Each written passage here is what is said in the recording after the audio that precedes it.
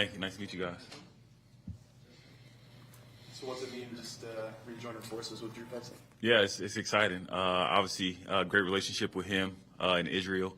And actually, JG played with JG back in Indy. So excited to get back with these guys and, looking forward to it. What kind of resource do you think you could be for Kyler at this point in his career?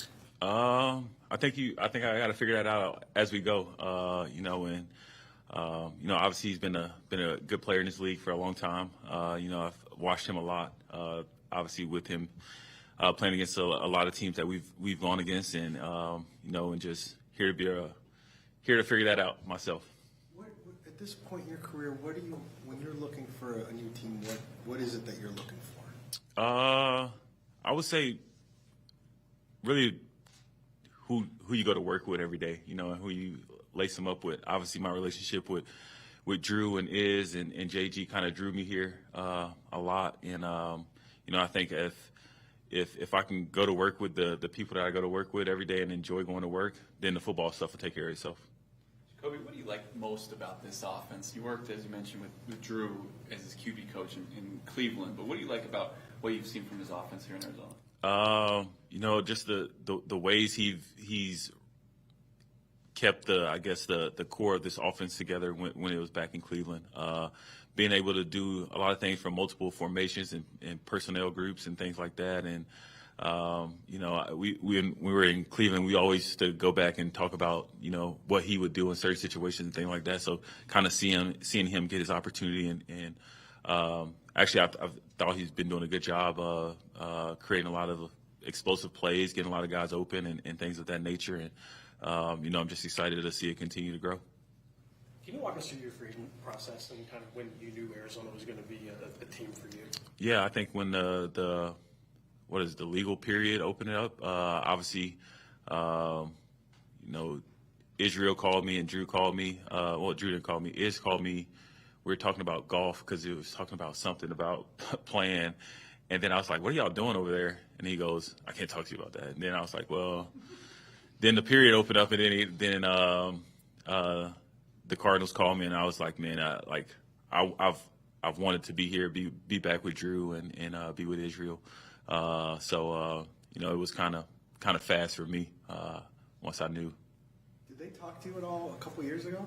Yeah, I think when I was leaving Washington.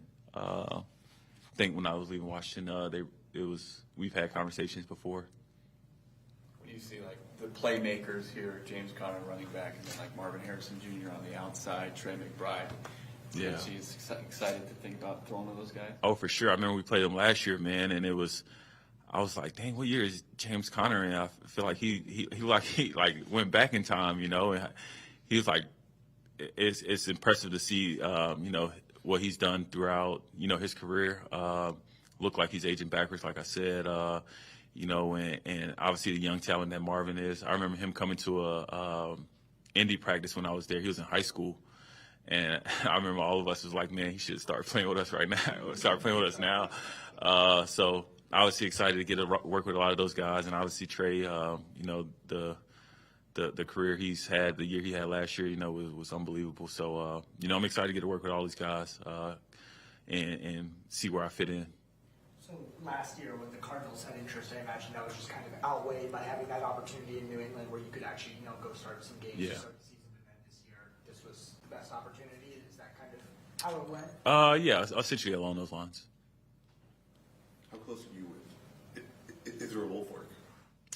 Yeah, I mean, he was with me every day when I was in Cleveland, and obviously me, him, and Drew kind of formed a relationship away from football, and we talk about other things besides football and things of that nature. So it made it very easy for me. It was like I remember when I was on the phone with, I forgot who I was on the phone with when we were like doing the negotiation and things like that. He's like, well, you can't talk to Drew or Iz. I was like, well, we're friends. Like we talk anyways. You know what I mean? Like we don't talk about football all the time. So that's when I knew it became kind of real. This opportunity became real because I was just talking to Israel about going to golf about somewhere, and we had to cut those conversations off for a little bit. But yeah. How's the golf game? Hopefully get better out here, you know. So, but no, I'm okay. I can play a little bit. As a backup quarterback and not knowing if you're going to play on game day, how else or where else can you help the whole process during the week? Yeah, I think obviously is, you know, with the reps that I do get, you know, in scout team and in the meeting rooms and things of that nature, and obviously preparation going into the week. You know, I think you find in my role throughout my career, I think you find different ways to help not only myself but other guys around me, and you figure that out as the year goes on. And you know, the good things you continue to do, and the bad things you just learn from and get better from.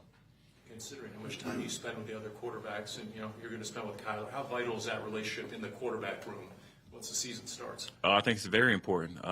You know, I think in that room you want allies. You know, I think you want guys that have your back no matter what, and I'm looking forward to that. And I don't see it as any different than what I've been through in my career. And I think the other quarterbacks in those rooms will vouch for me. What's it like for you personally, just to, I mean, third team in 3 years? It's been on, you know, been kind of have the career that you've had, kind of always going, always moving. What's that like personally? The moving part's the hardest part, you know, and picking up and having to put my information in for a new Wi-Fi account and all that stuff. That's the hard part. Football and getting along in the locker room and learning a new system. I think that's the easy part for me. You know, that's just what I did when I was a kid. You know, so I think that take care of itself. You know, other than that, you know, it's pretty straightforward. What's it like to see Jonathan kind of ascend from where you were Yeah. in Indy to No, where he is? that's one of the most exciting things. You know, I remember us going back and forth in Indy, practicing Indy and things like that. And you know, obviously, I always saw this trajectory for him, being a head coach and being able to run and show himself. You know, his energy has been contagious since I met him. And you know, I've always been a big fan of JG, and you know, I'm here to help. You know, continue the trajectory that he's put this organization on his last couple years here. So, you know, I'm excited to see his growth. What's that phone call like with him whenever the free agency period opened up and you actually kind of put pen to paper with that? Yeah. So, I mean, well, you mean when I?